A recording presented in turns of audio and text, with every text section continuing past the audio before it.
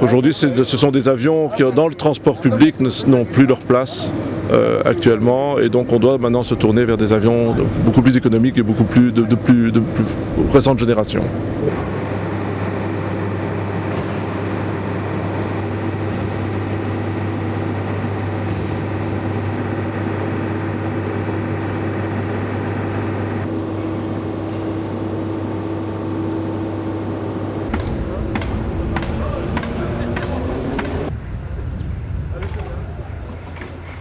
Donc ce qui est important, c'est qu'on puisse mettre en place des systèmes d'inspection visuelle systématiques avant chaque décollage et avant chaque atterrissage sur toutes les pistes au Congo. Et ça doit devenir une procédure pour tous, c'est-à-dire pour tous les avions qui volent, pour tous les opérateurs.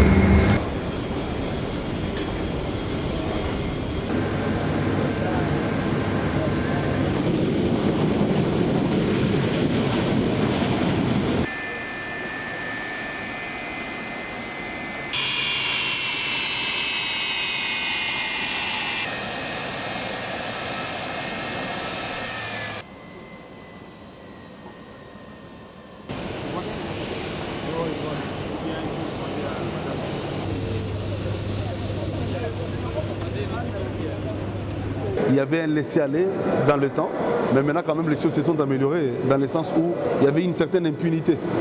Dans le temps, vous crachez aujourd'hui, après 2 semaines, vous commencez encore à voler. Or, vous avez vu ce qui s'est passé avec Airborne à l'époque, qui est aujourd'hui Fly Congo. On sent que les mesures de sécuriser la population est là, d'autant plus qu'après les crashs, il s'est passé un long moment, la licence a été enlevée et je crois que pour le moment, ça nous rassure.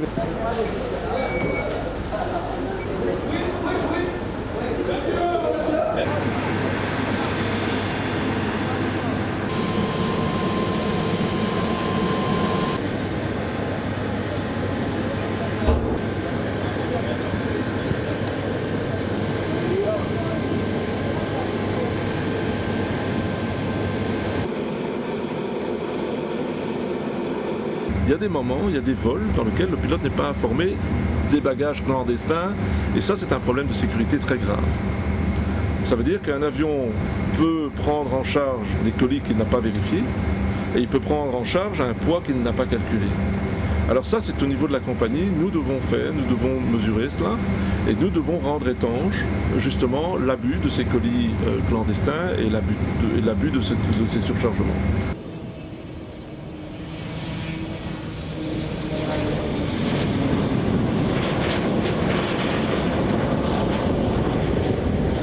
Ladies and gentlemen, to fasten your seatbelt, insert the flap portion to the back wheel. To release, put back the flap and pull apart. Thank you.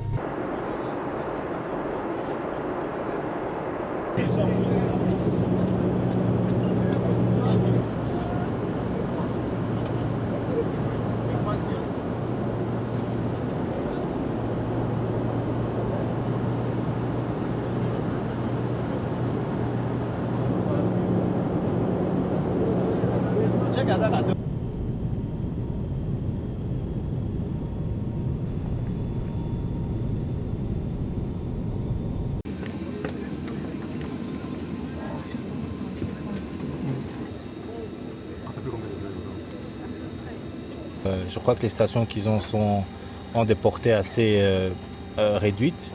Et je crois que tout ça, ils sont en train de travailler. Nous suivons toute la télévision. Ils sont en train de travailler pour améliorer la portée des radios, en fait, que nous puissions avoir une communication plus fiable et à longue portée. C'est l'une des plus grosses difficultés.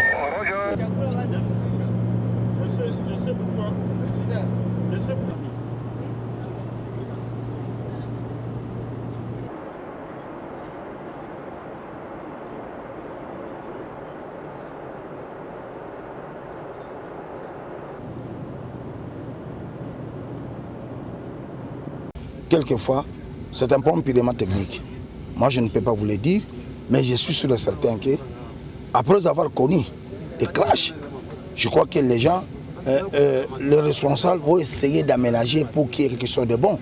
Parce que chaque fois de crash, ça n'arrange pas les gens.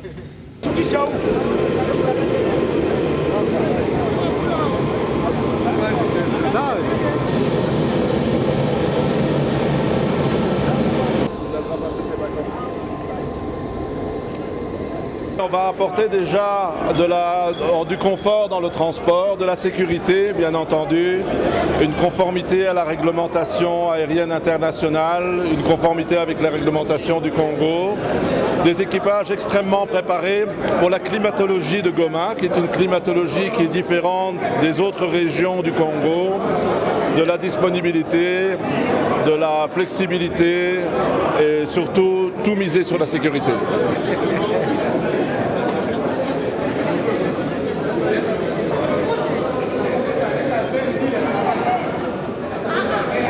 Nous estimons dans le planning que nous allons placer sur place que nous pouvons amener l'aéroport à la certification. C'est que nous demandons à la population de respecter la réglementation et de ne pas croire qu'on est en train de les bousculer ou de les malmener, mais plutôt d'appliquer une réglementation internationale pour que les compagnies puissent venir